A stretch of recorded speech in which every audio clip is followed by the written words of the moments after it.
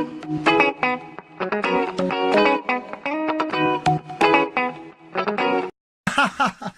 visuals. Welcome back to the Visual Guy podcast. The reason why I'm giggling straight away is because I said, "Are you ready, Chris?" Before I press record, he went, "No." You know, you ready now? We're 10 seconds in. You're good to go. I think so. Right, Chris. The year is nearly at an end. 2018 is nearly over, gone, and it's been a fucking mint film. Oh, it could have been a film. Somebody outside could be watching this. Yeah, we're just a little ants floating about in a big world. Exactly.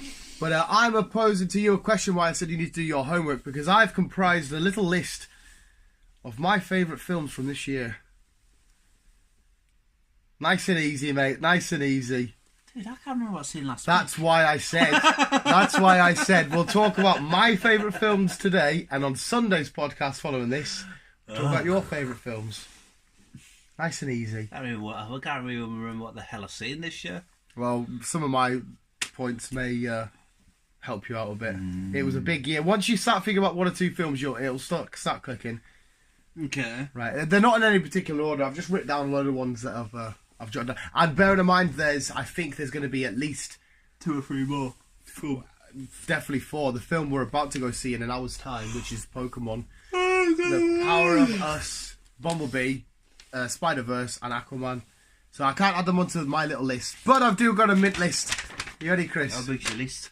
I've just wrote down.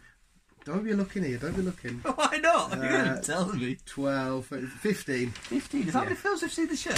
No, mate. We've seen plenty more. These are just the ones that I thought were fucking awesome. We've seen shit. How am I supposed to remember what the hell I've seen? Well, mate. All of these are from memories. There's probably some that I'm probably forgetting as well. But you could easily just Google films that come out 2018 and I remember that one, I like that one. It's easy. Everything this year then. Easy. Yeah, but there'll be some that you like more than others. Yeah. Right, so you ready, Chris? I'm ready. Right, the first one, which I fucking... Well, it's not in any particular order. I'm just chucking these out there. Go. It was Ready Player One.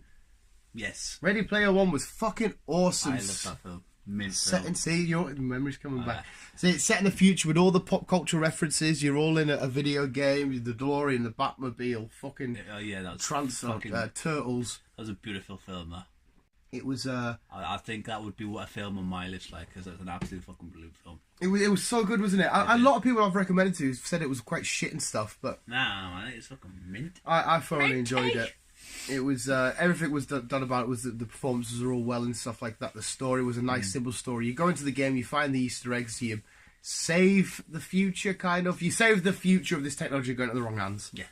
It was nice. It was a fun journey, and at the end, we're not gonna take it, and then the big battle ensues. The Iron Giant, the Gundam Wing moment where I looked at him and went, "Chris, it's a Gundam Wing! It's a Gundam Wing!" Comes down. Mechagodzilla. Anyway, next on the list is a film you haven't seen, but I've put it straight on the list because it's fucking amazing. I hope to God you get to see it soon, but that was Overlord. Yeah. It's only just come out, so I've only just seen it. I took Mr. Fantastic, who randomly in the cinema goes, "I haven't been on a sunbed in ages." But this film was amazing, so I'll just quickly, briefly why I love it, and then we'll jump on to the next one because Greg said Chris hasn't seen it. No. But it was amazing because you watch it and you go from this is an amazing war film all the way to this is an amazing sci-fi film all the way to this is an amazing thriller film. You just jump back from each scene. You're like, fucking hell, this film gives you so much. And the intro is just fucking phenomenal. So check it out, Chris, as soon as you can. We'll jump straight on to Mr. Chimichanga himself, Deadpool 2. Again? The good film. I enjoyed that. Yeah, there's no surprise there's a few superhero picks on this list. No. Yeah. No. Again. We take back up with Ryan Reynolds and Deadpool. We see what shenanigans has been happening. He's this time around he's helping save a boy from a future Cable coming to kill him to save the future.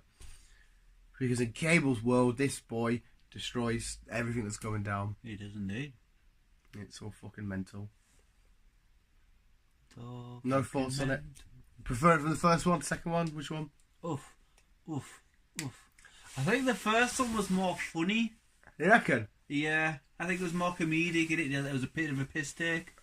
Kiss me like you missed me, Red. Okay. The So she says. The second one, like I say, again, I did enjoy it. It was funny, but they had more of a goal of the film. There was more of a purpose to this film, where the first one was just a piss take of like how he became Deadpool and I think the first one bases a lot of let's do this Deadpool film and see if people like it first. And it worked. I loved it, man. The intro, the X gonna give it to you, and then he's going around just killing people. But anyway, next is a film with a guy that I love, but not as an actor, but I love him regardless. But that is Blockers with John Cena. I haven't seen it yet. Have you not seen Blockers? I thought you had. No. Blockers was really, really fun because he performed quite well. He plays a bit of a ditzy, fathery type figure, but it's not just about him. There's his two other parents and their kids are going around starting to learn about having sex and all this shit. Time to lose our virginity, kills. Yeah, they're going in trying to stop them, and obviously they crash the cool kids' parties and all this kind of shit. And John Cena has he's got like little daddy shorts on, and a little bum bag and that. It's a weird ride, but it was really fun. I've seen this yet. The shenanigans they get up to on that is just phenomenal. I recommend Blockers to anybody that wants to sit down and just have a night full of laughs. Yeah. Well, Chris, you got to go see it soon. It'll probably be online. I will do. I'm going to leave that one till last.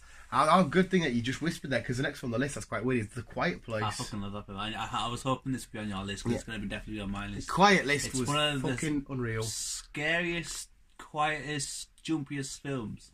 To tell such a mint story and build such tension and drama with hardly any dialogue is fucking credit to the writers, credit to the screenplay, credit to the actors involved. They did a brilliant job. You can see that they're a real married couple as well. It probably comes through, but the scene where she's about to give birth, so they set the fireworks off quick and he runs. It's fucking awesome.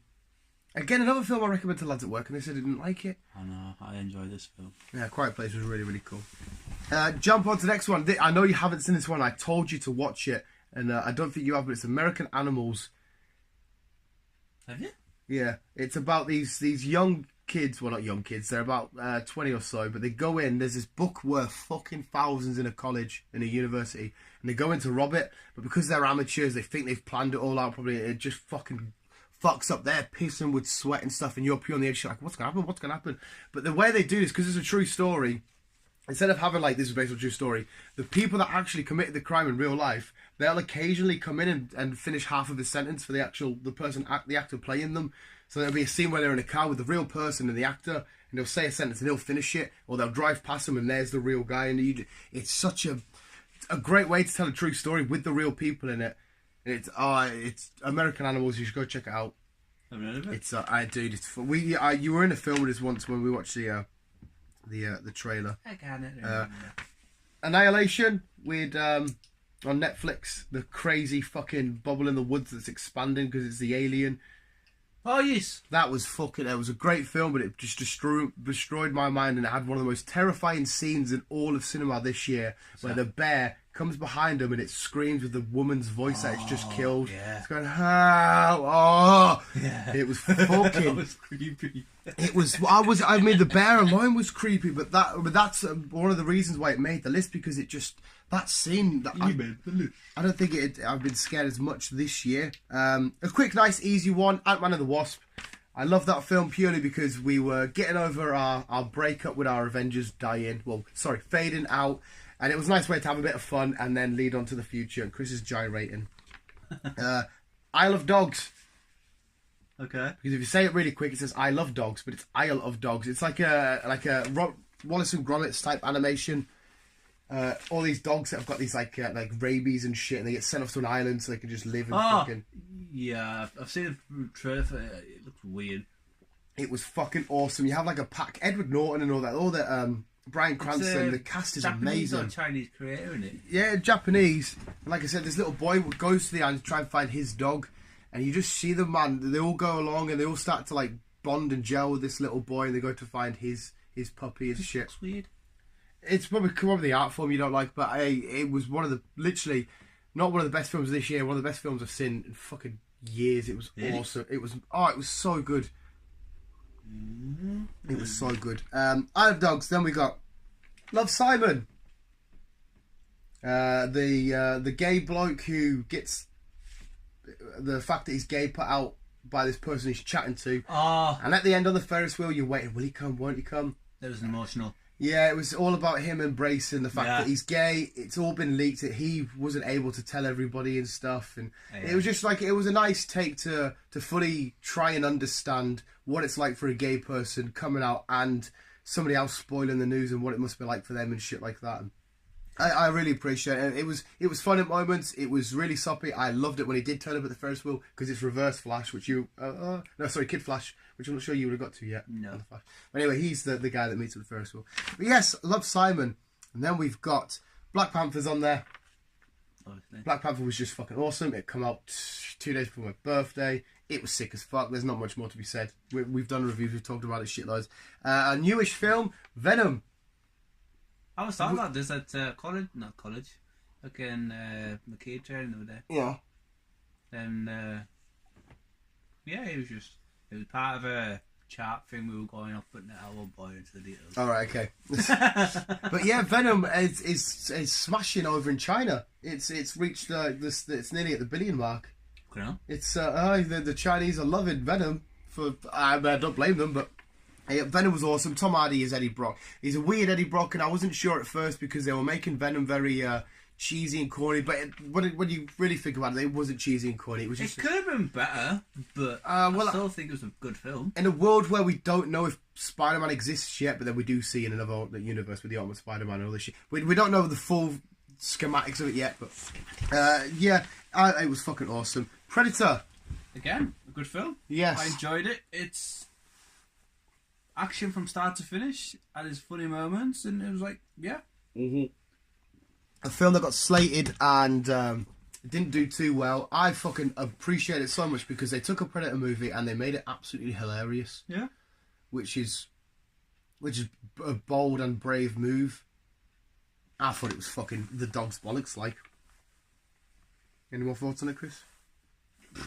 Like say what you said, it's a typical Predator film, but turned into a bit of a comedic. Yeah, film, to have a different dynamic instead of just Predator comes down. I think that's what's wrong with most people nowadays. They go and expect the film to be like what it was, or nostalgia act. Yeah.